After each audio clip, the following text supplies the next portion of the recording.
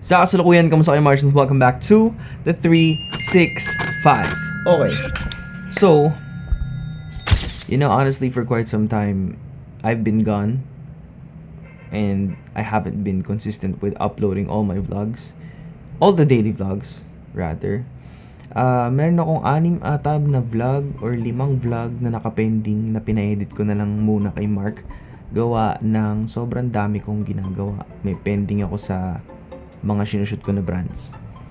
At first, I thought na magagawa ko lahat in like nang walang pahinga, nang walang tigil, nang hindi na burnout. But turns out, yeah, tao pa rin pala ako. Nung una, maganda yung consistency ng ginagawa nating daily, but I'm sharing this with you guys dahil hindi sa parang I'm saying na I'm quitting the daily vlog. I'm not. I'm still gonna do my best. Ando pa rin ako sa laban ng daily vlog. Hinahanap ko lang yung gana, yung grit, yung grind, yung pace, yung rhythm. Kasi once makuha ko ulit yung rhythm na yun, gagawin ko na lang, hindi ko na sasabihin. Hindi ko alam kung paano ko asa na ba? Gawa nga ng dami ng trabaho at may ginagawa ako ngayon. Super duper busy. Hindi na ako nakapag-edit ng sarili kong vlog. Tatry ko pa din. Gagawin ko pa rin yung kung saan ako talaga, kinain ako ng buo ng trabaho. Which I think isn't a bad thing. It's a good thing na we're still working. There's still a lot of jobs to do. There's still a lot of adventures to do as well. May mga projects pa rin. Right now, nandito lang ako sa bahay. Naalagaan ko si Anya. And habang nag-e-edit, ewan ko kung napalabas na ba yung vlog about kung sino si Anya at kung ano si Anya. Natutulog siya probably. Naginip pa. But ayun, dito tayo ngayon sa editing station. We're doing good, we're doing fine. Meron pa akong Benro na video na kailangan gawin namin ni Julian. Wala pa si Julian, nasa ibang bansa pa siya. Updates about sa 360 o sa mga Osmo videos. I don't know, I think hindi masyadong nag-click yung Osmo 360 for me. So I think I'm probably gonna be selling it. Iintayin ko na lang yung Osmo Action 6. Doon tayo mag-focus. Pag lumabas yung 6, yun yung bibili natin. And probably, bibenta natin to. It's been a really good adventure with the Action 5, but I'm selling it. Yun. Kasi may mga behind the scenes camera naman ako like yung 360 X5. But si Action 5, hindi ko rin masabi tuloy kung ibibenta ko ba siya ngayon. Kasi hintay ko pa yung Action 6. May nasaga pa akong balita na papalabas na rin yung Action 6, which is really, really good. Ayun, ito tadad ako ng ine-edit ngayon. Hindi ko alam kung ano uunahin ko sa totoo lang din. Sa totoo lang din naman kasi naman din. I'm really doing my best. And lately, there's been a lot of time with the family na, ewan ko kung na-vlog ba or na-edit ba ni Mark kasi naghihintay nga ako sa mga edit ni Mark. But right now, yeah. Probably, iba-iba yung numbering ng vlog. Depende kung maunahan ko si Mark mag-upload or mauna siya mag-upload. But, yeah. I'm trying to, pace myself again. Kasi, these past few months, nagkaroon ako ng onting abala sa mga emosyon ko. Kaya, right now, Mark Mars is trying to get back to the saddle.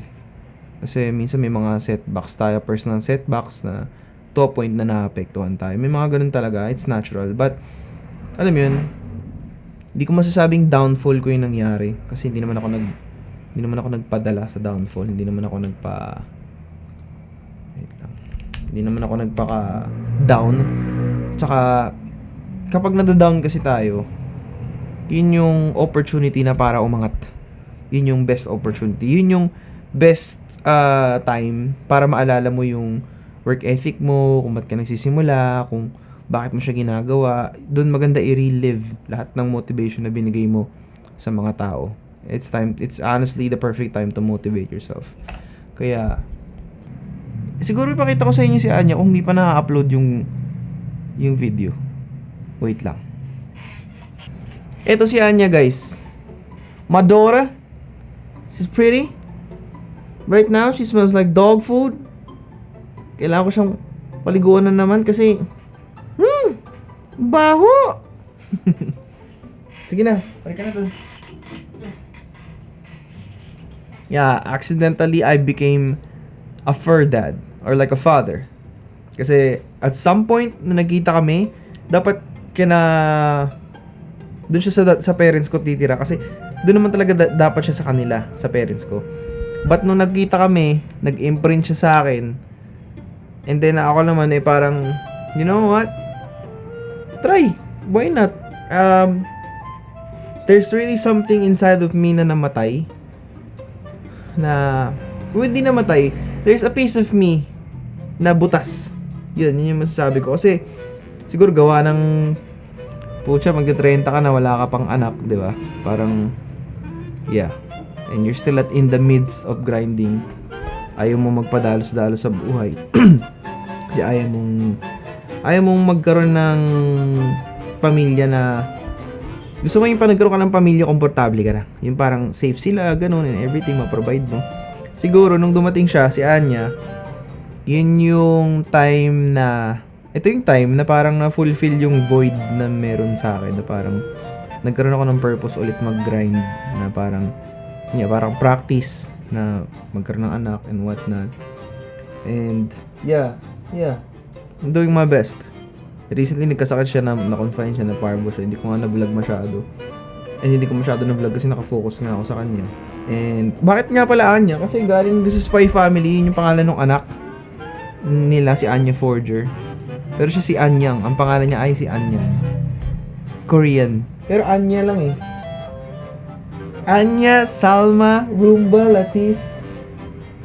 Yun. Yung pangalan niya. No? I'm just kidding.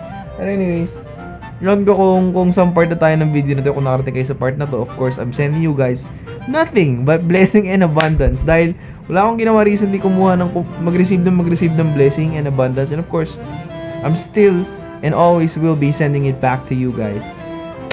Just trying to pace myself. We're gonna do this the right way, the proper way. And I'm thinking about really putting in effort this time sa lahat ng vlogs na i-upload ko. That's why I'm really measuring kung kaya ko ba to ng daily nang may sobrang effort. Lalo na ngayon medyo paubos na yung mga ini-edit ko. So, I'm really wanna grind. Still YouTube, still yung goal. Ewan ko. Let's do this. So, yeah. Peace.